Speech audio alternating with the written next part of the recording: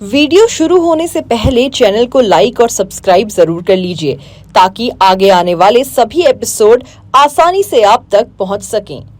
तो प्रथम एपिसोड में हमने सोशल ऑडिट की रूपरेखा तथा उसके उद्देश्य पर बात की। तो अब समय है कुछ महत्वपूर्ण जानकारी साझा करने का, जो सोशल ऑडिट की इस प्रक्रिया में आपकी बहुत सहायता करेगा। BEO यानी खंड शिक्षा अधिकारी। ये अधिकारी प्रखंड स्तर पर विद्यालयों की शैक्षणिक गुणवत्ता की निगरानी व प्रशासनिक कार्यों का निरीक्षण करते हैं। PRC यानी खंड संसाधन केंद्र, शिक्षकों को प्रशिक्षण, संसाधन उपलब्ध कराने और शैक्षणिक सुधार हेतु कार्य करता है। BRCC यानी खंड संसाधन केंद्र समन्वयक। यह अधिकारी BRC की सभी गतिविधियों का समन्वय करता है और शिक्षकों को मार्गदर्शन देता है। B या CRF यानी क्लस्टर या खंड रिपोर्ट प्रारूप। यह रिपोर्टिंग का एक निर्धारित प्रारूप है जिससे ब्लॉक या क्लस्टर स्तर की जानकारी संकलित की जाती है। CL यानी कंप्यूटर सहायता प्राप्त शिक्षा।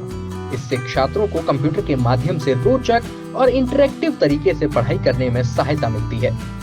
CRC यानी क्लस्टर संसाधन केंद्र। यह ब्लॉक के भीतर शिक्षण, प्रशिक्षण व शैक्षणिक सहायता हेतु बनाया गया केंद्र है।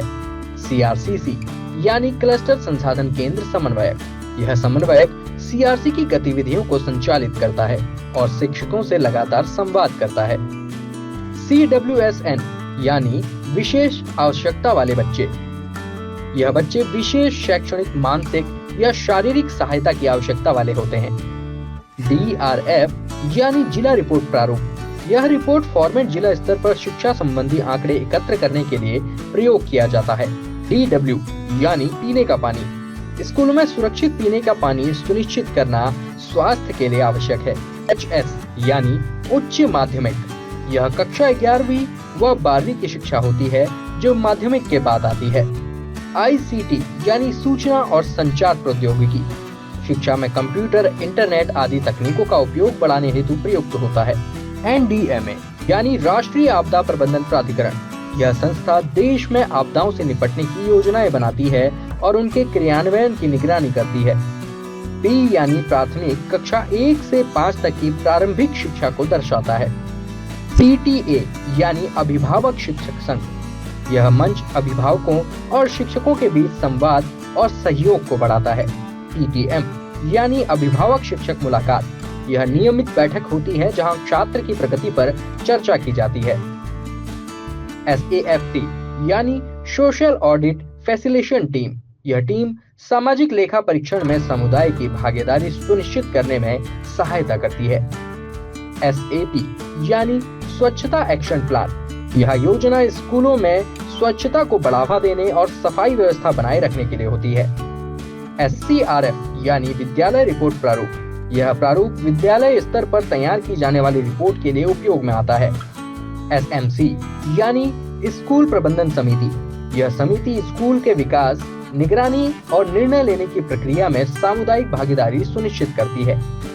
SRF यानी राज्य रिपोर्ट प्रारूप। यह रिपोर्ट राज्य स्तर पर शैक्षणिक योजनाओं और आंकड़ों को प्रस्तुत करने हेतु उपयोग होता है। SS यानी समग्र शिक्षा। भारत सरकार द्वारा 2018 में शुरू की गई एक केंद्र प्रायोजित योजना। SSC यानी विद्यालय सुरक्षा समिति। यह समिति स्कूलों में छात्रों की सुरक्षा और आपातकालीन प्रबंधन की निगरानी करती है। TLM यानी शिक्षण अधिगम सामग्री।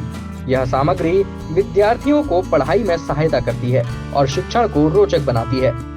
UDISE यानी एकीकृत जिला शिक्षा सूचना प्रणाली। यह एक राष्ट्रीय डेटा प्रणाली है जो स्कूलों से संबंधित आंकड़ों का संग्रहण करती है। UP यानी उच्च प्राथमिक। यह कक्षा 6 से 8 तक की शिक्षा को दर्शाता है। RTE यानी राइट टू एजुकेशन। सभी भारतीय नागरिकों को शिक्षा का अधिकार है। POCSO यानी यौन अपराधों से नाबालिग का संरक्षण अधिनियम।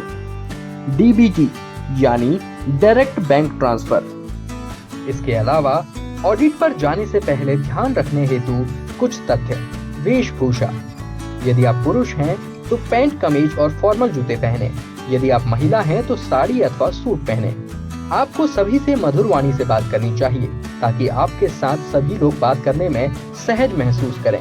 अपने साथ अपना पहचान पत्र, 2 कलम तथा SCRF फॉर्म जरूर रखें। आगे के एपिसोड देखने के लिए चैनल को लाइक और सब्सक्राइब कर लीजिए ताकि आसानी से आप सभी एपिसोड देख सकें।